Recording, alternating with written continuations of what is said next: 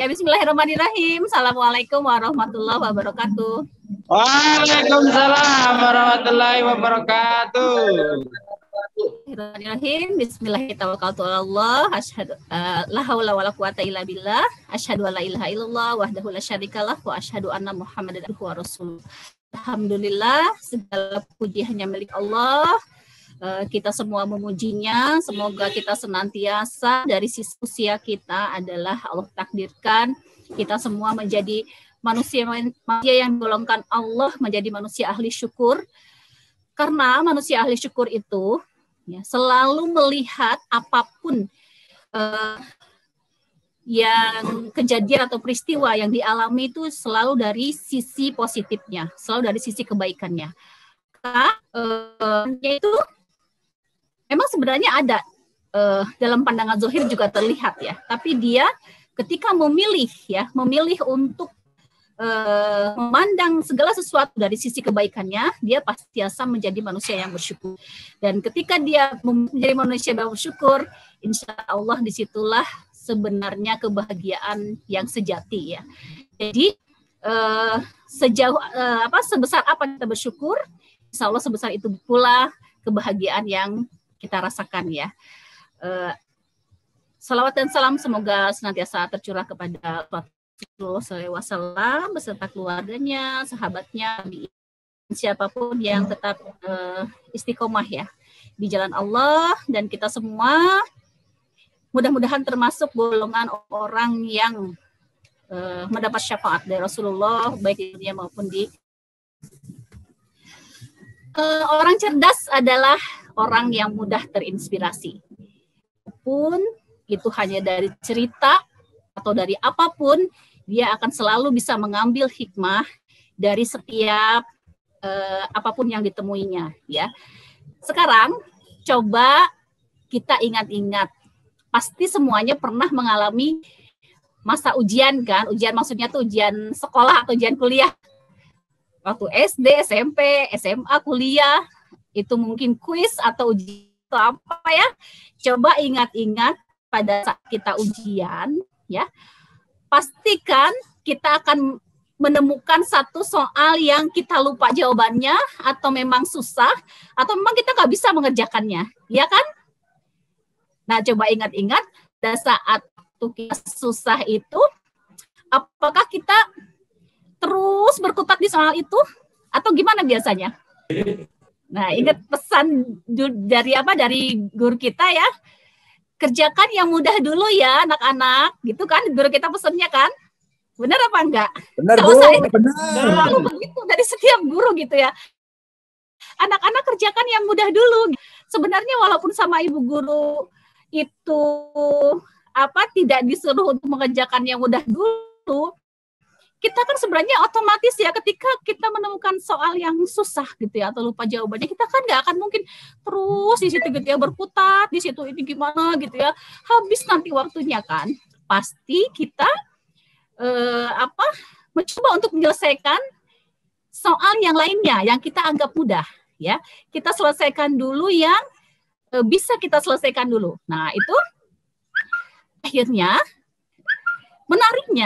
menariknya pada saat kita mengerjakan soal, ketika sudah mengerjakan yang mudah dulu, ya, ketika kita mengerjakan yang kita bisa dulu, tiba-tiba jawabannya susah tadi muncul gitu loh, kita teringat gitu loh. Mengalami itu enggak teman-teman? Kalau saya sering banget kayak gitu ya, jadi ngerjakan yang mudah dulu, yang lupa belakangan, ternyata setelah dikerjakan, iya ingat gitu loh.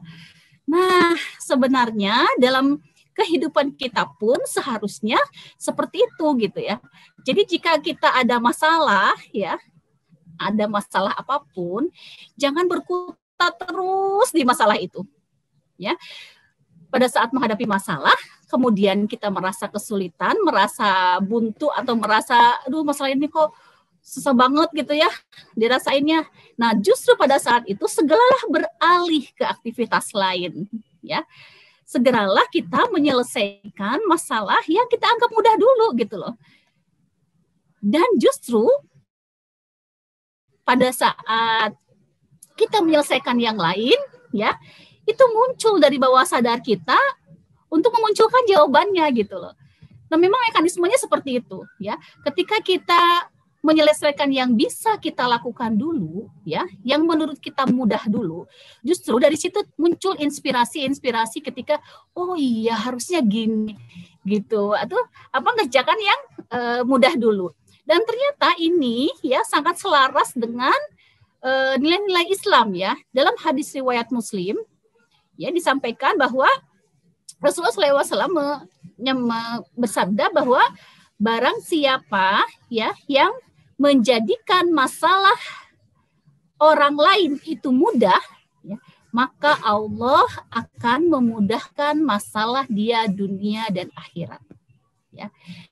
Ini sebenarnya saya banget gitu ya. Jadi saya itu justru pada saat menghadapi masalah yang berat, ya, menghadapi banyak masalah, justru itu saya seperti dikode gitu ya sama Allah itu untuk lebih banyak bersedekah, ya. Sedekah itu tidak hanya sekedar materi, ya. Sedekah itu bisa pikiran, bisa ilmu, bisa tenaga.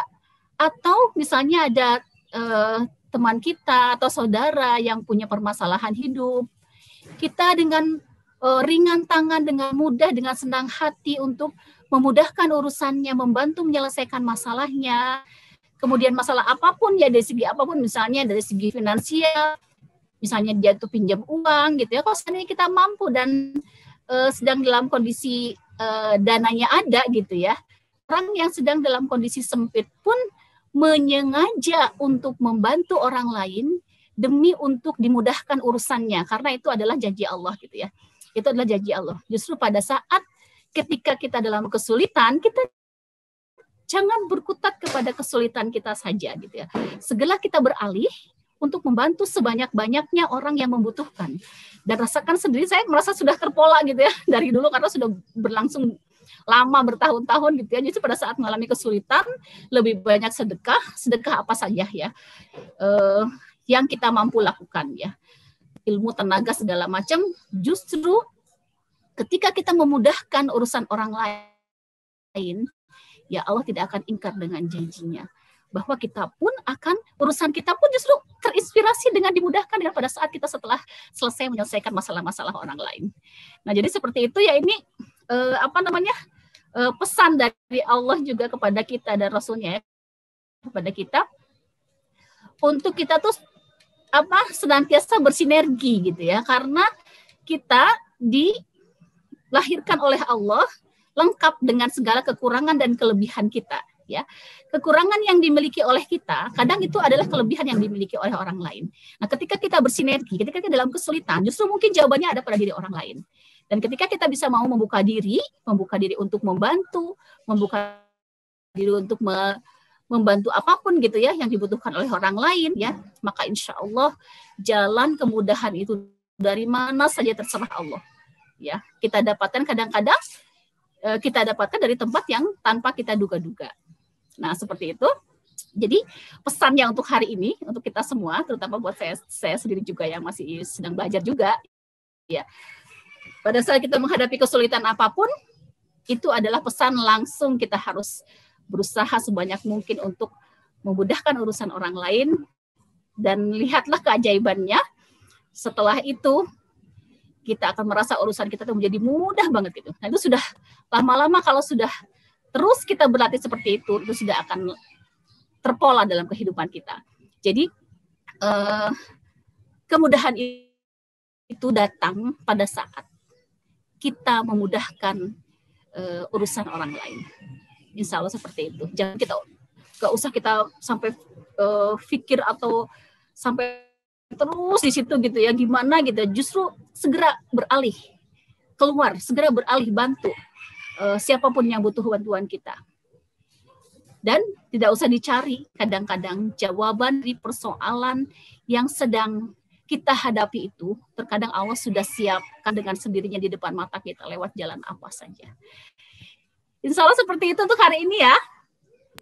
Siap, Bu. Semoga bermanfaat dan teman-teman semoga bersemangat. Insya Allah kapan deh kita ketemu offline ya. Siap, Bu.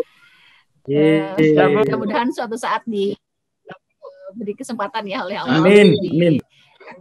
Dijadwalkan Allah untuk bisa Soalnya waktu itu kan ini ya, yang siapa teman-teman yang pengen terapi massal itu, Mbak Reka. pengen terapi massal bareng-bareng untuk menjadikan pribadi yang sangat memberdaya gitu loh. Jadi diprogram pikiran bawah sadarnya sehingga kita semangatnya itu nggak pernah padam.